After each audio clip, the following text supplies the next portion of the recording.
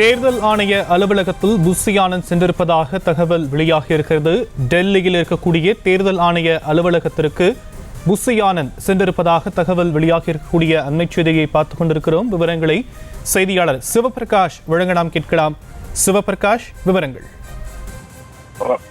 வணக்கம் ஷியாம். நடிகர் விஜய் அரசியல் கட்சியை தொடங்க போகிறார் என்ற தகவல் வெளியாக தொடங்கியதிலிருந்து ஒவ்வொரு செய்தியும் நாம் கொடுத்து வருகிறோம் நியூஸ் தமிழில்.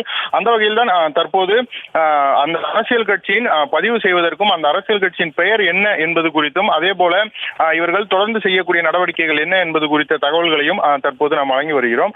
அந்த வகையில் தான் தற்போது அகில இந்திய விஜய் தளபதி விஜய் மக்கள் இயக்கம் என பெயரிடப்பட்டுள்ள நடிகர் விஜயின் மக்கள் இயக்கமானது தற்போது அரசியல் கட்சியாக பதிவு செய்வதற்கு தேவையான பணிகளை மேற்கொள்வதற்காக டெல்லியில் உள்ள தேர்தல் ஆணையத்திற்கு கட்சி அந்த இயக்கத்தின் பொதுச் செயலாளர் புஷி ஆனந்த் தற்போது அங்கு சென்றிருக்கின்றார்.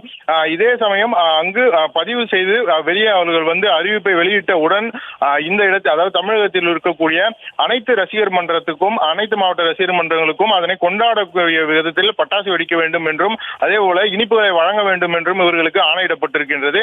அதன் காரணமாக தற்போது தமிழகத்தில் உள்ள அனைத்து விஜய் ரசிகர்களும் ரசிகர் மன்றங்களும் அதற்கு தயாராக இருக்கின்றன. இந்நிலையில் தான் டெல்லியில் உள்ள தேர்தல் ஆணையத்தின் தலைமை அலுவலகத்திற்கு விஜய் மக்கள் இயக்கத்தின் பொதுச் செயலாளர் புஷி ஆனந்த் தற்போது அங்கு சென்றிருக்கிறார்.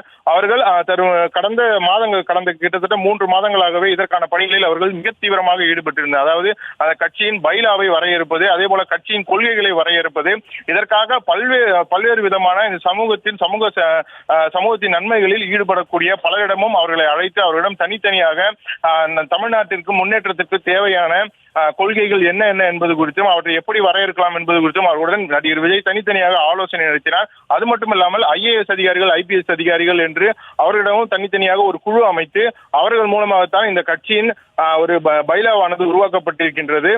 அது கிட்டத்தட்ட ஏற்கனவே தமிழகத்திலும் இருக்கக்கூடிய, அதிலும் மிக முக்கியமாக இந்திய அளவில் செயல்பட்டுக் கொண்டிருக்கக்கூடிய திராவிட கட்சிகளின் பைலா ஆகியவற்றை அடிப்படையாக கொண்டுதான் இந்த பைலா ஆகியவை உருவாக்கப்பட்டிருக்கின்றன.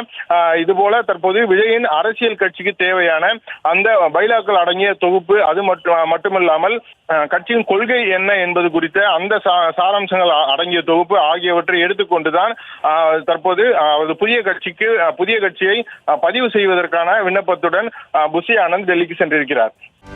செய்திகளை உடனுக்குடனும் துல்லியமாகவும் தெரிந்து கொள்ள சப்ஸ்கிரைப் பண்ணுங்க.